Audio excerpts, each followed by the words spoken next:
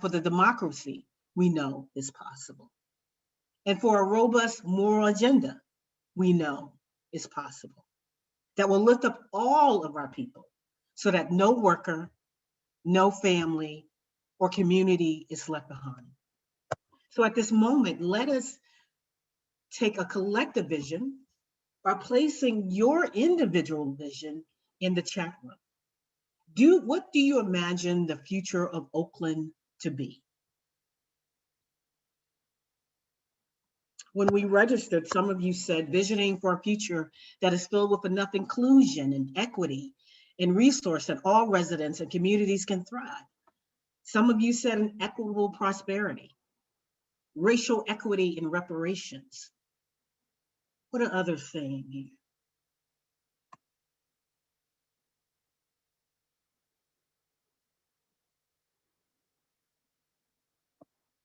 What is your vision for a future Oakland?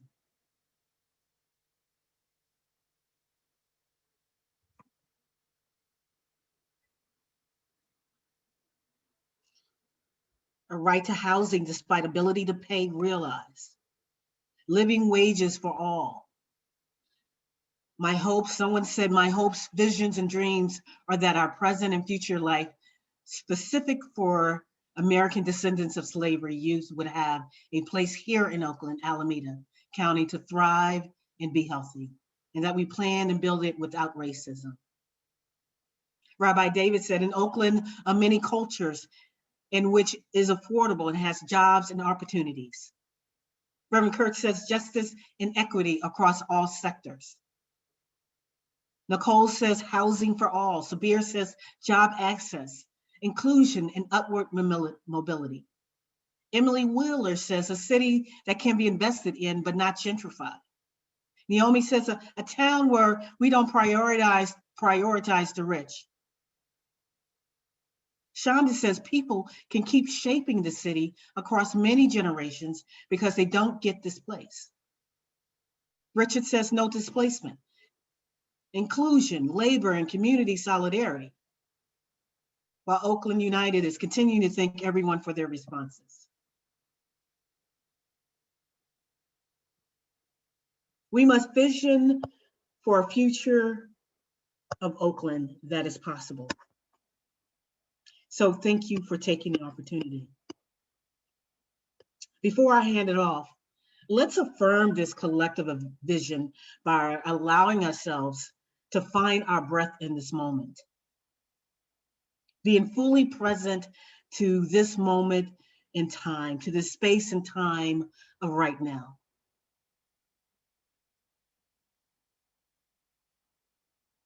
And as we focus on our breath, let us allow it to be a symbol which speaks to the essence of this collective life and vision, which speaks to freedom in which no worker, no family, no community is left behind. This collective vision, which we are allowing our breath, the intake and outtake of our breath, to be a symbol of all that is interconnected.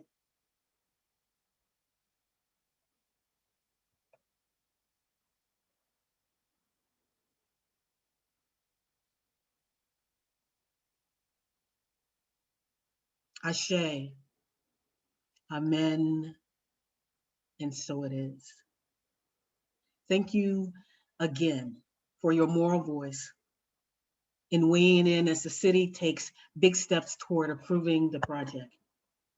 We are so very grateful for your yes to attend Oakland United virtual workshop on the A's proposed ballpark and mixed use development at Howard Terminal. I'll now be passing it over to Ms. Sherry with Faith in Action. Thank you. Good afternoon. My name is Ms. Sherry, and I'm a community leader and a member of Faith in Action East Bay and Casa Justa Just Cause Housing Right Organization. I'm a member of Brookings AME Church and a resident of East Oakland for 39 years. As a leader of Faith in Action and Casa Justa, I am also a proud member of Oakland United. Oakland United is a coalition of residents, faith leaders, workers, youth, community organizations, and unions invested in the health, economy, and future of Oakland. Oakland United members organizations include East Bay Alliance for a Sustainable Economy, Communities for a Better Environment, East Bay Housing Organizations, Casa Justa Just Cause, Faith in Action East Bay, Public Advocates, Urban Peace Movement, Unite Here 2850, which is the Hospitality Workers Union, and SEIU USWW, which is the Building and Service Unions. Oakland United initially came together in 2015 when the Raiders put forward their proposal for the Coliseum City development. How many of you were around when Coliseum City was being considered? Tell us in the chat.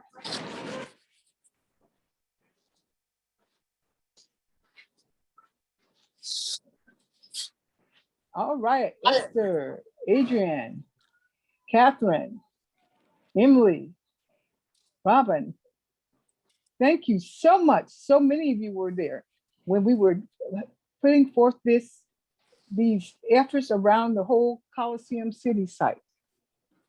We were worried that the needs for the surrounding communities would be overshadowed by the massive new stadium, and we want to lift up the voices and demands of the community for affordable housing, good jobs, and a healthy environment.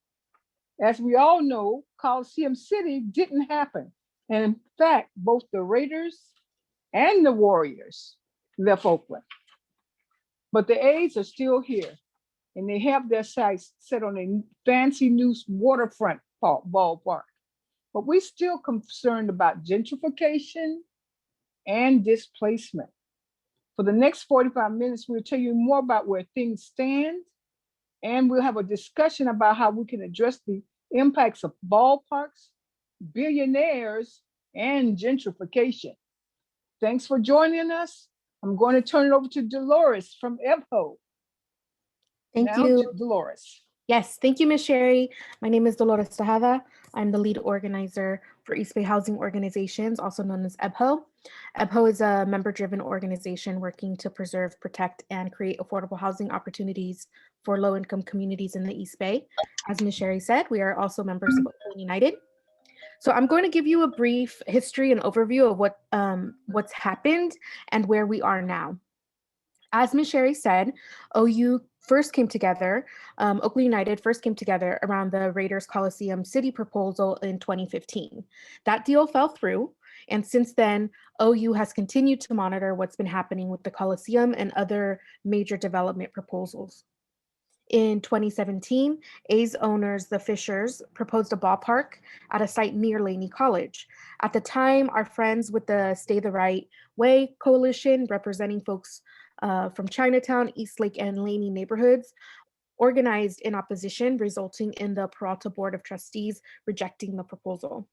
In 2019, the Fishers proposed the massive Howard Terminal Ballpark and mixed-use project, including a 35,000 seat stadium, up to 3,000 residential units, 2 million square feet commercial and retail space, and 3,500 person capacity indoor performance space, a 400 room hotel, 18 acres of publicly accessible open space, and a full build out, at full build out, 8,900 parking spaces.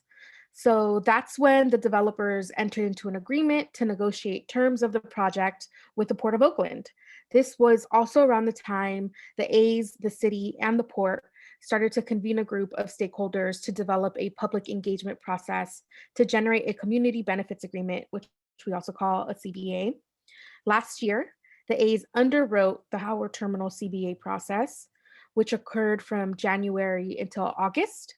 7 topic cohorts made up of interested Oakland residents met 1 to 2 times a month and came up with over 140 recommendations on issues pertaining to jobs, housing, environment, transportation, arts and culture, community health and safety, and education.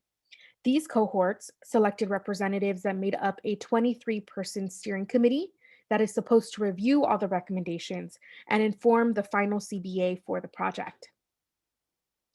Oakland United representatives participated in the housing, jobs, and community health and safety cohorts and have 2 OU members on the steering committee, which is currently taking a break and will resume meeting in May. The city hasn't laid out a clear process for getting from recommendations to an actual agreement with the developer, but OU knows it's going to take strong community pressure and a campaign to win jobs and affordable housing for our people. I'm going to say that again. It's going to take a strong community pressure campaign to win jobs and affordable housing for our people. The last thing to know about Howard Terminal is for now that the city has released the Environmental Impact Report, or the EIR, which looks at the impacts on air quality, toxic cleanup, and other environmental issues. The report is over 6,000 pages and initially only 45 days to review it. Oakland United members and allies requested an extension, and we were granted 2 additional weeks. But we've joined with the Chinatown Coalition to continue to demand more time. You'll hear more about this later. Before I move on, to share briefly about what's happening with the Coliseum, please take a moment to ask any questions or share any reactions to what you've heard in the chat box.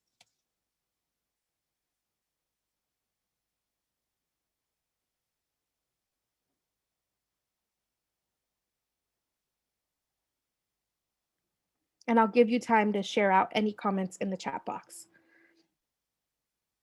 So as most of you know, probably know, the county sold its portion of the Coliseum land to the Fishers last fall. Several Oakland United members and community allies have challenged whether the county properly complied with a state law called the Surplus Land Act, and a couple of our partners are considering legal options. The city still retains ownership in its half. However, they've had several closed session discussions on the Coliseum that the public has not been privy to. We do know that multiple private offers to purchase the Coliseum have been submitted to the city by entities like the African American Sports and Entertainment Group and former A's pitcher David Stewart. The timeline for a potential sale by the city is unclear. However, the A's 10-year lease at the Coliseum is up in 2024, and the A's are scheduled to pay off their debt on the county side in 2026. So before we move into our discussion, I want to be clear that Oakland United Coalition does not have a position on if the A's should relocate or where the ballpark should be. Our goal is to make sure that the community benefits from any development at either location. Again, our goal is to make sure that the community benefits from any development at either location. Our platform was developed by OU members, including flatland renters and low-wage workers. Over the last several years, we've held many discussions, and these are the priorities that emerged: affordable housing and anti-displacement protections for working families and long-term residents, good living wage jobs, accessible to Oaklanders facing barriers to employment, such as formerly incarcerated people, environmental justice, including clean air and a healthy and safe environment, and investment in our community, such as programs and services for our youth. And we want community oversight to make sure that developers follow through on the commitments we're able to win. So tell us in the chat, what would you like to see if this project were approved? And what is most important to you?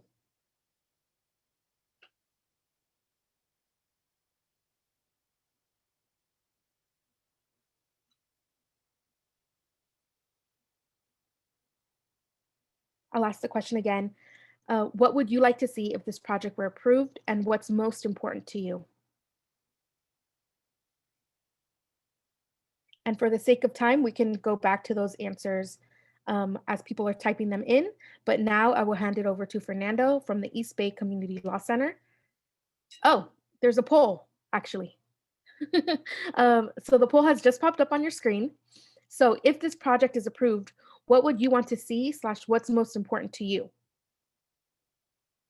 We have jobs, housing, healthy environment, community investments, and other. I would like to see more housing. Thank you.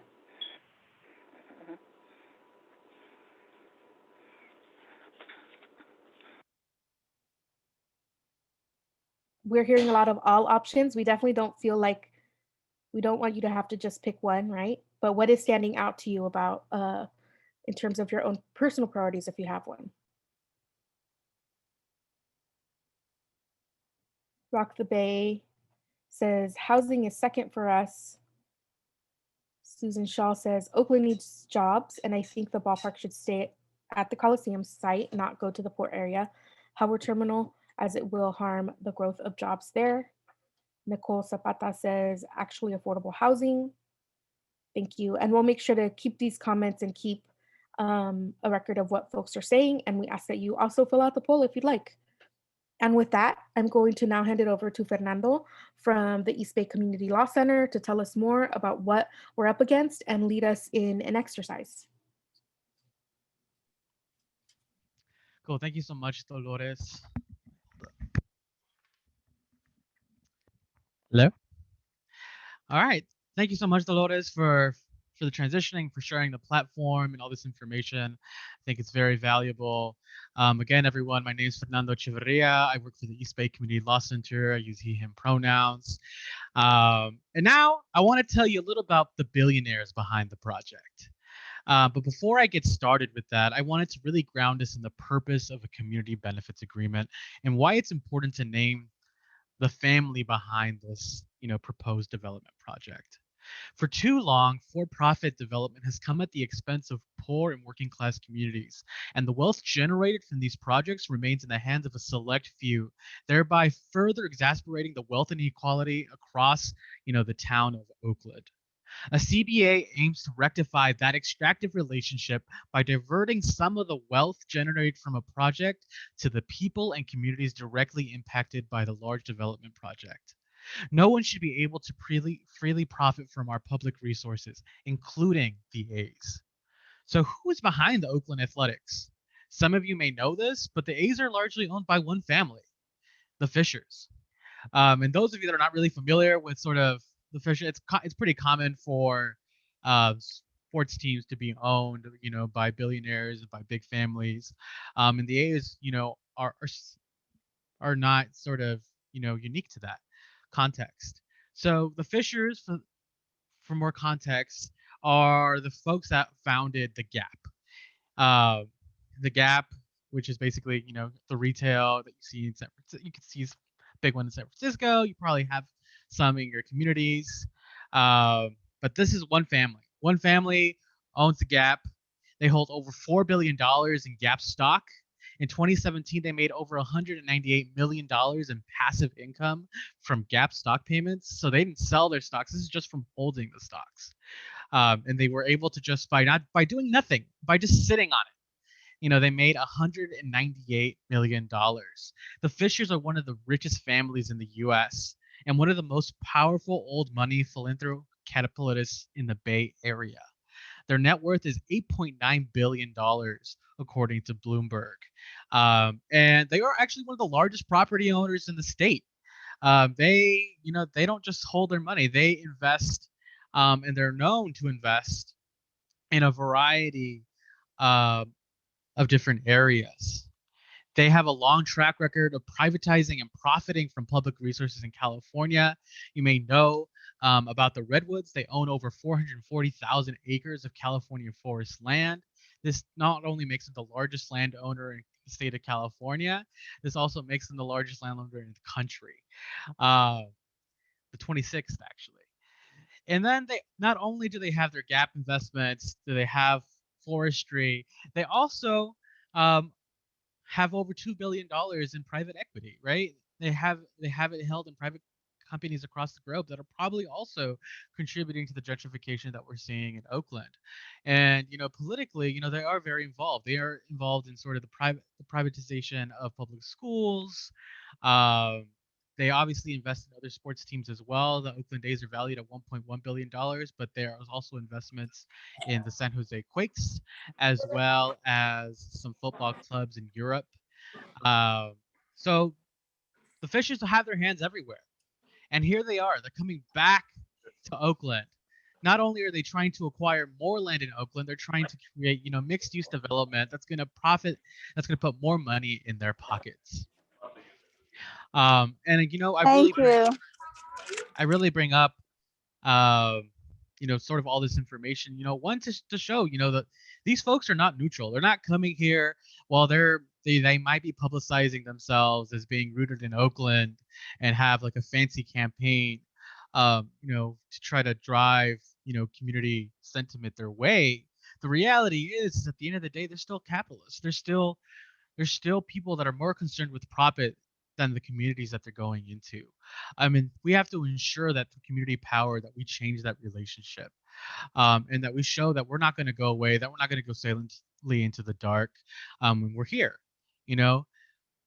So, with that, sharing about the Fishers, I kind of want to go and I want to move us into the discussion part of our agenda where we're going to really talk about okay, so we know that about all this big money coming into Oakland. So what have the impacts been? What have we seen in our communities? So the question for you is, how have you personally seen gentrification affect you and your community? And feel free to respond in the chat box, but also if you'd like to speak up, this is a moment to really hear your voice and for you to tell your story. Feel free to just let us know that you want to speak in the chat box or raise your hand, and I'll call on you.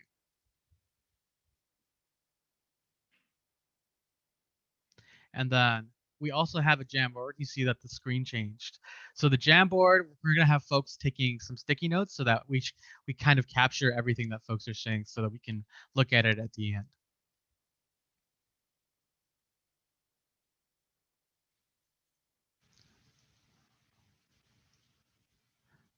All right, Ms. Sherry, I think you're raising your hand, so feel free to share. For me, it's been displacement. We're seeing large numbers of, especially African-American residents being pushed out of Oakland. I'd like to see a right to return, but also I'd like to see affordable and deeply affordable housing built for folks. Thank you, Ms. Sherry.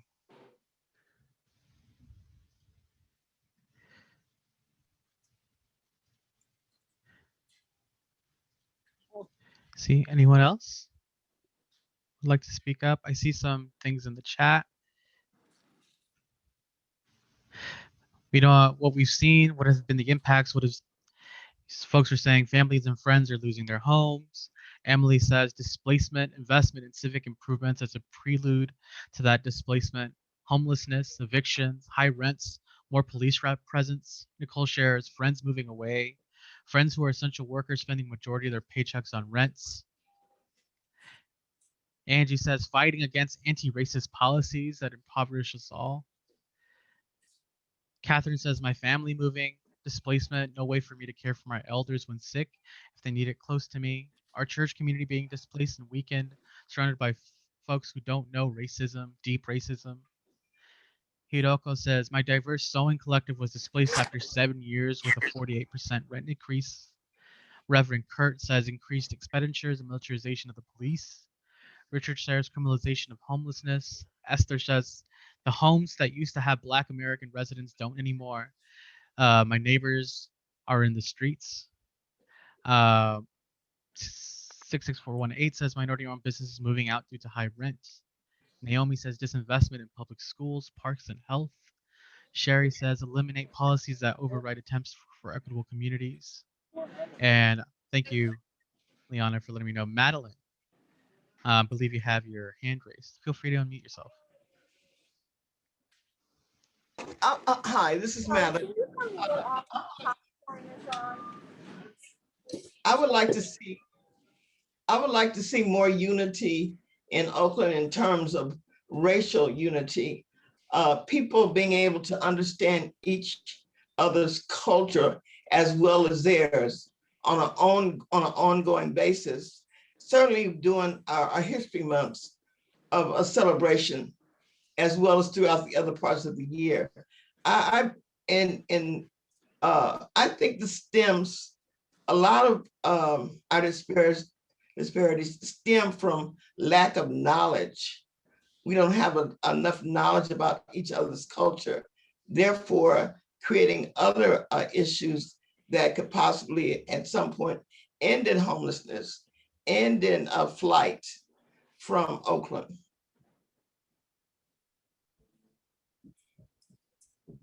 Thank you so much, Madeline.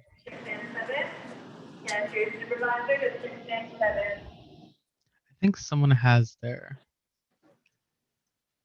mic on.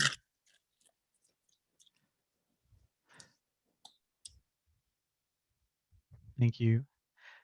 A couple other folks have responded in the chat. There's more people living in tents who used to live in houses. Small community businesses closing. People that used to live here are now having to commute here for work. And then on the other side of what we'd like to see is, more cross-cultural knowledge and celebration. And then we also have one more comment on sort of what have been the impacts of gentrification and big money. Folks are saying gentrification and creation of food deserts. If people flee Oakland because of housing, they can't access their jobs if there are any. So I think what you all are really speaking to here is, that we have felt the inequality is felt. It's it's formed who we are. It's in our stories. Our families have had to leave. The town, the character of Oakland is changing. And there's a lot of different interconnectedness between different issues, between housing, job insecurity, the structural racism that's present in the city, and the way that we relate to one another, because it's like a zero-sum game. That's how this thing is playing out in our communities. So thank you so much for sharing, everyone, about sort of what's happening.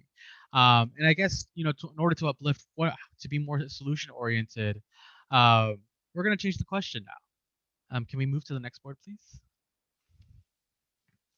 So what if, instead of, for-profit entities being able to do whatever they want with our city, what if we were able to reinvest that money in community priorities? What would those community priorities be? What would you want to see happen? How could we prevent further gentrification in West and East Oakland? What kind of investment should we see? And I see Hiroko has her hand raised, so feel free to share. I just have a quick question, Fernando. Do we know what the amount of investment there is that's going towards this project? And is there an allocation for community benefits that we know about? So far there isn't. The A's have been very quiet as to how much money they have in the pot for community benefits. They've been very apprehensive and it's sort of signaling any type of figure. The way that they've approached it is mostly like, sort of one-on-one, talking to different community groups and saying, we're going to look at the package that the community develops, and then we'll start talking and get to the negotiation table. And I guess that's like a big reason as to why we're having this event, because, they're being so sly sort of about what they're willing to do. While we know on the outside, they're trying to acquire this land and they're trying to move these things here. They're trying to pass state bills in order to, streamline this project. So we really want to have an honest conversation with them, bring them to the table to find out, so what are the bottom lines? What money is available here? Have we seen project numbers, like total cost for the entire project? I think they've shared some plans, but I don't have any figures at the top of my head. I don't know if anyone else from Oakland United has anything more specific. I'm happy to speak with that. This is Liana. Hi, Hiroko. Thank you so much for your question. So those of us who've been part of the Howard Terminal CBA process that Dolores spoke about, in those topic cohorts had an opportunity to ask the A's directly some of these questions, as well as folks that serve on the steering committee. And we specifically asked them to share a pro forma for the project, which they have not done yet. And so we have heard from the city that there's some consultants that have come in to kind of do some of the costing. But our concern and what we're gearing to ramp up for over the next few months is to make sure that the political will to deny this project, absent strong community benefits, is there. So the council will make kind of the final decision around approving the project as a whole. And it's going to come before them in a package of approvals, which will include the development agreement, the environmental impact report, which y'all heard about, and we'll speak to a little bit more before we end, and also the community benefits agreement. Thank you. Thank you, Liana. Would anyone else like to share verbally before I start reading off what's in the chat? I want to make sure that we hear your voices during this meeting. You know, what could we do with this money? What are some community priorities that we all share and have?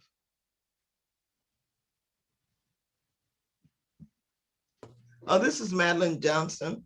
And I will speak again on areas of history of Oakland and more study on the areas of Oakland, especially on the areas that were had good and positive outcomes, and take a closer look at what has changed in Oakland to bring it to where the state of where it is now.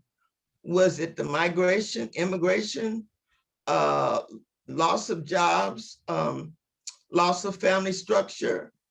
We remember Kellogg's moved out, the vinegar factory moved out, Gerber's, not to name a few. And from that, people lost jobs, drugs came in, we had immigration. So those are some of the areas I think that should be studied and kind of sort through how that affected Oakland in terms of the breakdown of the city, abandoned buildings, people being homeless, drugs. How did that affect Oakland? How did it affect Oakland now on a negative point? And thank you so much for sharing that, Madeline. I think, you know, we can all agree that history, that taking of context, and making sure that is sort of the foundation for, you know, the community benefits that we do request is, you know, I think is a very fair and real point to make. And I definitely think that, you know, in the way that we're approaching this, we're definitely taking all that into account. And that's why, you know, we want to hear from you, you know, as to, you know, what do you think? How can we achieve sort of the most powerful community benefits agreement? Thank you so much. I'd be willing to, if there is another meeting or committee or et cetera, I'd be willing to be a part of that. All right, thank you so much, Madeline, for sharing, and we'll keep that in mind.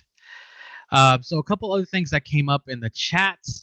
Of course, schools. So schools came up a couple times, making sure that we invest in our K-12 public schools, community colleges, resources for mental health, domestic violence, job training, making sure that we invest in affordable housing, green spaces, walkability, parks and businesses and technology hubs, creative cultural spaces, investing in historical documentation, which I think Madeline was just sharing about, making sure that we remember our history and we also respond to it as well. Reparations for Black students in Oakland and for Black people generally. The elimination of homelessness by using existing lands investors currently are holding with no one living in. Providing job training for real jobs. Serving underserved schools in the neighborhood. Investing in our youth, making them powerful leaders that our city needs. Upgrading kitchens, making community kitchens and places where folks can meal share. More offices for nonprofits and community service organizations, accessibility for all and community gardens, and of course, all of us paying into the Shumi tax for the Segarete Aloni Land Trust, and then of course investing in our transportation infrastructure, making sure that we have good connections all around Oakland, making sure the AC Transit and BART, you know, are still providing, you know, adequate services and making public transit generally safe and desirable. And then, of course, this last one, let the fishers provide infrastructure improvements. Don't spend public money making the streets for them, which I think is a really important point. That, you know, we should be extracting as much as we can from the fishers because they've already taken as much from us.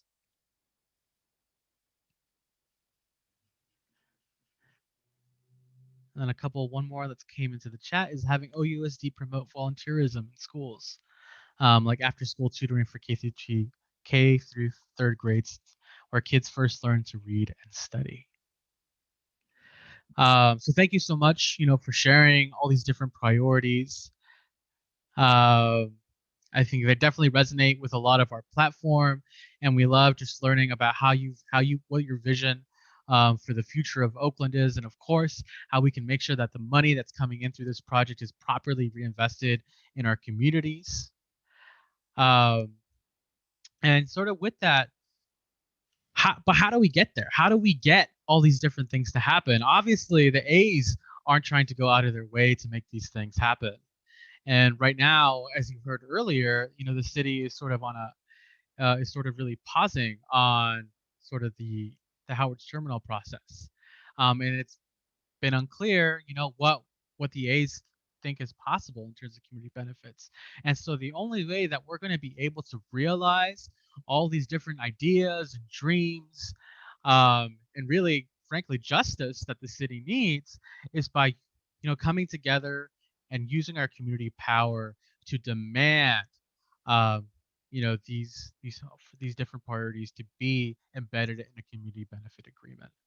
And that's really, our goal as a coalition, is to build that community power so that your voices are heard and that they actually influence sort of this project through the CBA. So what are the actions that we're willing to take? And, in order to lead us in that discussion, we have Esther Goolsby from Communities for a Better Environment, who's going to be talking about some things, that we can do in order to realize a strong community benefits agreement. Okay, thank you for that, Fernando. Hi, everybody. Esther Goolsby. I am a resident of East Oakland and a member of Communities for a Better Environment and Oakland United Coalition. I've been around since day one. I've been a resident of East Oakland, on the same block, the same house for the last 29 years of my life. Been there since I was 16 years old, an environmental lover, and such and such and such. I know you heard a lot this afternoon, and I'm sure you're fired up. I can't see everybody. I don't know if you're sitting or you're standing, but I'm sure you're fired up about what's about to happen and what's about to happen and what it actually means to our communities. And thank you for all your input and, your ideas and your wants and needs, desires, hopes. I want to tell you a little bit more about the environmental impact right now around the report that the city put out in February. The purpose of the EIR, the Environmental Impact Report, is to inform the public and the decision makers of significant environmental effects of the proposed projects, right? So how the people are going to be affected with the development, whatever projects, to identify possible ways to minimize those effects and describe reasonable alternatives to the projects. Now, the EIR process is a major opportunity that we have, right, to weigh in our voices and concerns about all the issues, especially what we already spoke about, but more of like air quality, the increases of traffic, the toxic air, the land. I know I've seen that in the chat. And we want to use this process as a way to put pressure on the development to commit to community benefits that we're demanding. And again, this has been a long fight, right? And right now, we're having this so we can ask for your leadership, continue support for us to win this. And if you haven't already, right, we're asking right now to endorse this campaign, then and ask other organizations that you work with to support. We need everyone to know about this, just not the same narrative that we watch on the news or that billionaires are able to pay for. So we want you to check in the chat box, right, for the endorsement form. We also need you to join us in speaking out about the EIR, right? So right now, as we heard already, that's 6,000 pages. for 45 days. I don't know how you could divide that up and how many people that we need, but we need you, right? So we're gonna interact with the planning commission, and that hearing is scheduled for Wednesday. We need you to save this date for Wednesday, April 21st at 3 p.m. We need the written comments. They're due by 4 p.m. on Wednesday, April 27th. I don't know if I just read that wrong or if that's correct. So the hearing is on the 21st. We need public comments by the 27th. And I'm not able to see chats or anything else if that's correct, but hopefully it'll get correct if I am wrong. Oakland United will provide more details, including the links, talking points, templates, and all the other information you'll need. I should mention that we're pushing for more time to commit on the EIR, right? And the city has already granted, I believe this was said, 2 weeks extension, but it's still not enough. We're asking for another 30 days. So we can add another 45 on the 40, so that would be 90. So that means in April, so that means the April dates, they may change. If we get an extension, we'll definitely keep you updated. Last but not least, we'll be organizing actions. We'll need you to join us online, on social media, and eventually, hopefully soon, maybe in person. We need you to be engaged at all parts, right, to build this. And we see, likely to do something connected to the planning department. And if you're interested in helping planning the actions, please let us know. So again, can we count on you? You see that popping up on your screen. You can sign on to the EIR, the comment letter, turn out, and I know organizations will also help with submitting comments and endorse if you haven't already. So please do that. Submit. You can check all of them if that is what you can do, if you have time. And well, let's see. We'll be following up with you. I think I said that several times. But just know we want you to be involved in this, right? Be feel free to reach out too. So we have Liliana at eBay's staff's Oakland United Work, and her email is in the chat. It's Liliana at eastbay.org, workingeastbay.org. And I want to say thank you very much, everyone. Together, we will win jobs, affordable housing, a healthy environment, and investment in our communities. Thank you. And I'm passing it to whoever is next. Thank you so much, Esther, and thank you, everyone. And we're about 10 minutes till 5, and we did want to open it up for any questions that anyone might have about any of the information that has been presented, or anything that hasn't been presented. And also, we're hoping that for those of you who are willing, that we could all get off camera and do a screenshot so that we can document this, this virtual workshop during the time of COVID, and hopefully at someday look back and reminisce about this crazy time that we were all in together. But first, if there's any questions or final comments that anyone wants to share before we close out. Yes, I would like to know, when is the event on the 21st? What time it is, rather?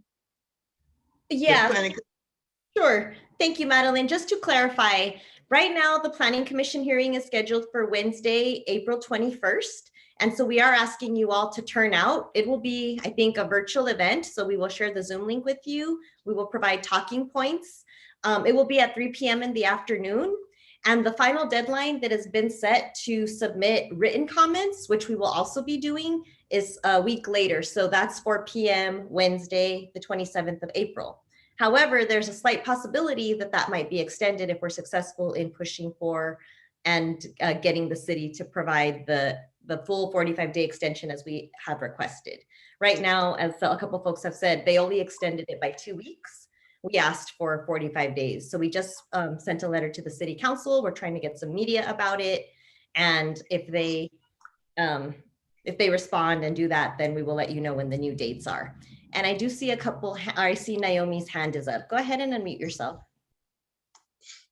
Hi, I just wanted to say 4/27 is a Tuesday, not a Wednesday.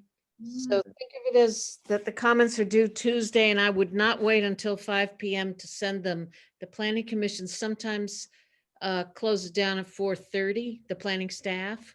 So think of it as 4 p.m. on Tuesday, the 27th, as your deadline. Yes, and I apologize if I misspoke both on the day of the week and the time, but it is 4 p.m. deadline for those. And similarly, we'll provide templates to folks, and we'll do that as far in advance as we can, but at least a week. Thank you. Is there any other questions or comments? Okay. A link to the mitigations. There is not, because that information isn't currently public. That's something that is being considered by a few organizations and kind of under the radar as far as the legal pieces there. If there are public, like press statements or whatnot, we will be sure to circulate them during this meeting. Oh, wait, are you talking about the community benefits? Oh, I was talking about, I'm sorry, I thought you were referring to the county and the stuff around the Surplus Land Act. As far as the community benefits, there is information available on the city's website from the Howard Terminal CBA process that we talked about, and I can put the link in the chat. Okay. Is there anything else that folks want to ask? If not, can I ask those of you who are willing to go off camera so that we can get a screenshot of this event? We've lost about 10 people, 12 since we got started. So before more folks jump off, and then I have a quick comment, if that's okay. Go ahead, Margie. I'm in the car, that's why it's so weird. Anyway, the city has been doing everything behind closed doors. Can we make a request that they stop it, that there's absolutely no more closed door action?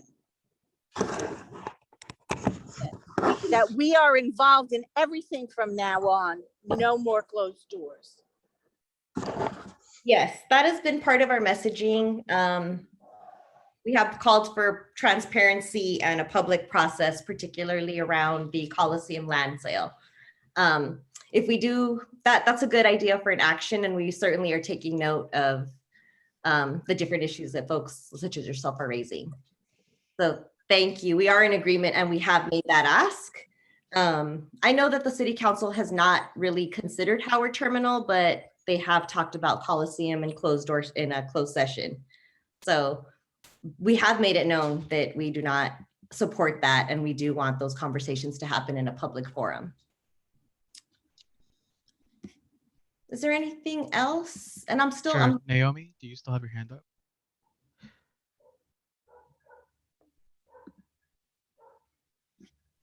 Oh, okay. I think you're good, Liana. okay, and I'm just going to drop this link here for the city's website where they have more information about this process that we told you about that was underway last year into this year. And yeah, if there's no other questions, then can we do the screenshot and then let everyone go about the rest of their day? All right, I'll smile for the screenshot. Are you going to do the Brady Bunch grid? Yes. 1, 2, and 3. We don't fit everybody on one, so we're gonna do 2. Cool. Thank you all. Yeah, thank you everybody for coming. We really appreciate your time. And I think we should have everyone's email since you somehow got this link. If you got it because someone forwarded to you, but you want us to have your email, feel free to send me an email, which is in the chat. Thank you again for coming, and have a great rest of your day and week and weekend. Hi, Dolores. Hi, Ms. Johnson. Hi, everybody. Have a good day. Bye. Thank you so much. Thank you, Ms. Sherry. Thanks, everyone. I heard Miss Cecilia. I didn't see her, but All righty, take Yeah, care. bye, everybody. Bye-bye. Miss Cecilia, have a good afternoon.